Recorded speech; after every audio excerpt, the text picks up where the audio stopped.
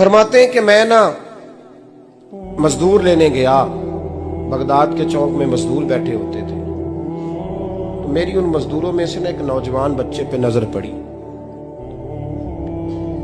बड़ा कमजोर सा वजूद था, लेकिन चेहरे पर इबादत का निशान था। माथा बताता था कि नमाज का बड़ा ख्याल रखता है। मैं उसके करीब गया। चेहरे भी बड़ा कुछ बताते हैं ना, चेहरों में भी बड़ी रानाई होती है। फरमाते हैं मैं करीब गया, मैंने उसको कहा बेटे मजदूरी करोगे? तो कहने लगा मजदूरों में बैठा हूं तो हुजूर मजदूरी के लिए ही तो बैठा हूं। तो मैंने कहा कि चलो फिर। कहने लगा नहीं, मेरी कुछ शर्तें।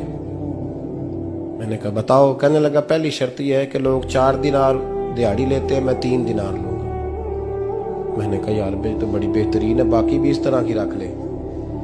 उसने कहा हुजूर दूसरी शर्त यह है कि मैं आपकी मुकम्मल बात मानूंगा, लेकिन जब अजान हो जाएगी फिर आपकी नहीं सुनूंगा। तीसरी बात उसने ये की कि हुजूर मैं आपके घर में काम करूंगा पर आपके किसी सवाल का जवाब नहीं दूंगा। कहते मैंने कहा यार तू बड़ा अजीब है, शर्तें तो मालिकों की होती हैं। कहने लगा जी बहरहाल मैं शर्तें लगा के जाता हूं। फरमाते हैं मैं उसे घर ले आया, काम मैंने उसको बताया, तो जो काम मजदूर सारे दिन में करता है ना उसने 2 घंटे में ही कर दिया। हमारे मजदूर सिगरेट पीने में भी तो आधा घंटा लगाते हैं, वो चाय पीने जाए तो पौना घंटा वहां। उनको भी तो दयानतदारी करनी चाहिए कि नहीं करनी चाहिए? ने मुआहदा किया है ना जी, तो पूरा उतरना चाहिए ना। कहते 2 घंटे में। अब काम जब बंदा शुरू कराता है तो काम और निकल आता है। कहते काम मैंने उसको और बता दिया, वो करने लगा। उसने मिट्टी निकाल के रखी थी बाहर रास्ते में, तो अजान हो गई जोर की। उसने वहीं कुदाल छोड़ी कही और चलने लगा। तो मेरा बेटा कहने लगा इसको जरा बराबर कर दो। कहने लगा चुप कर जा, तेरे बाप से बात हुई थी, जब अजान होती है तो मैं किसी और की नहीं सुनता, सिर्फ अल्लाह रसूल की सुनता हूँ। कहते मस्जिद चला गया, नमाज पढ़ के आया तो दोपहर का वक्त था। मेरी बीबी कहने लगी इसको को खाना खा ले। कहते हमने कहा खाना खा लो, तो कहने लगा मैंने रोजा रखा हुआ, रमजान भी नहीं था, नफली रोजा रखा हुआ। फरमाते हैं शाम हुई, मैंने 3 दिनार दिए, तो मैंने कहा तेरा नाम क्या है? कहने लगा मैंने आपसे कहा था मैं किसी सवाल का जवाब नहीं दूंगा। कहते वो चला गया। अगले दिन मैं फिर लेने गया उसे, काम कुछ और निकल आए, तो लोगों ने बताया वो सिर्फ हफ्ते वाले दिन आता है। मैंने कहा क्यों? कहने लगे जी वो कहता है मेरा हफ्ते का खर्चा 3 दिनार है, जब 3 दिनार कमा लेता हूं तो बाकी सारा टाइम अल्लाह रसूल की जिक्र में गुजार दिया करता हूं। फरमाते हैं जी अगले हफ्ते मैं फिर लेने गया, मैंने पूरा हफ्ता इंतजार किया कि काम उसी से कराना है। मैं जब गया तो मैंने कहा चलो। कहने लगा मेरी शर्तें याद है ना? और मैंने कहा याद है भाई साथ चल। फरमाते हैं काम कराया, 2-3 हफ्ते वो आता रहा। एक हफ्ते में गया तो लोगों ने कहा हुजूर आज नहीं आया। क्यों? कहने लगे बीमार हो गए। कहाँ घर है? कहने लगे बगदाद के कब्रिस्तान के पीछे जो कच्ची आबादी है उसमें रहता है। फरमाते मैं गया, दरवाजे पे दस्तक दी तो कहने लगा हुजूर आप हैं? दरवाजा खुला है, आ जाइए। फरमाते हैं मैं अंदर गया तो मैंने कहा तुम्हें कैसे पता चला मैं आया हूँ? कहने लगा हुजूर अल्लाह वाले हो, आप नहीं आना था, वरना अमीर तो गरीबों का पता लेने कोई नहीं आते। कहते मैं करीब गया तो कहने लगा मैं आपका इंतजार कर रहा था, तेज बुखार है, तप रहा। जेब से कुछ पैसे निकाले, कहने लगा ये पैसे रखने। एक अंगूठी निकाली,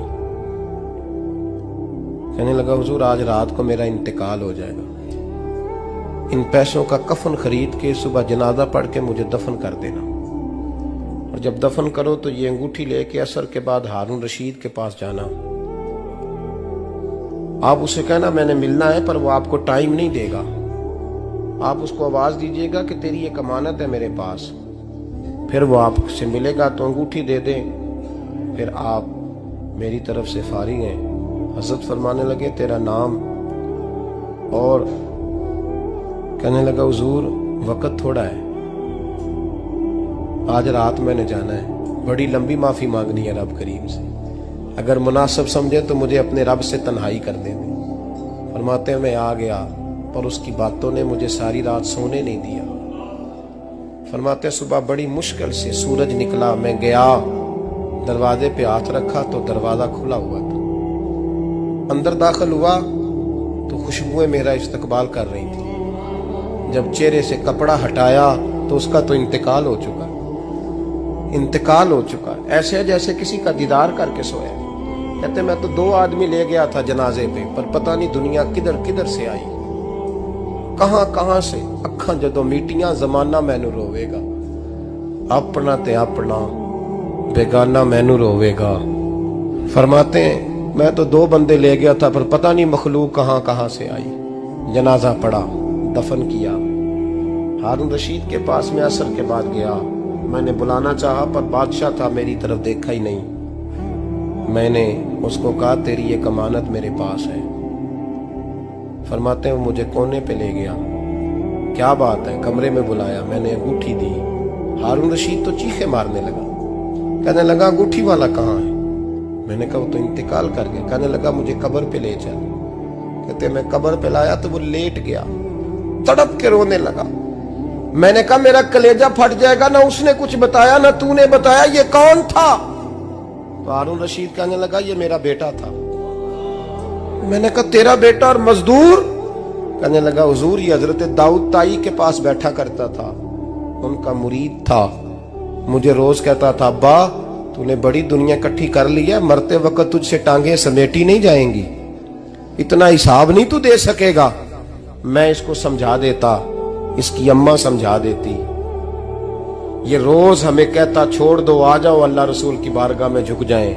हम समझ। एक दिन ये चला गया, कहने लगा फिर तुम्हारा रास्ता और है और मेरा रास्ता और है। ये सोने की अंगूठी गलती से इसके पास रह गई, गलती से हीरे की अंगूठी चली गई। कहने लगा देखो मेरे बेटे ने आज वो भी वापस कर दी है। फिर तड़प के कहने लगा हारून रशीद था तो ये मेरा बेटा, पर मेरा मुर्शद निकला, मेरा पीर निकला। भाई जिंदगी तो बड़ी थोड़ी है ना। बाबा साहब ने कहा था उठ फरीदा सुत्या, और दाढ़ी आ गया ही पूर, अग्गा नेड़े आ गया, पिछा रह गया ही दूर। उठ फरीदा सुत्या खलकत वेखन जा, मते कोई मिल जाई बख्शिया ते तू ही बख्शिया जा। उठ फरीदा सुत्या झाड़ू दे मसीत, तू सुते रब जागदा, तेरी डाडे नाल परीत। मेरा रब हमें भी अपनी बारगाह में कबूल फरमा।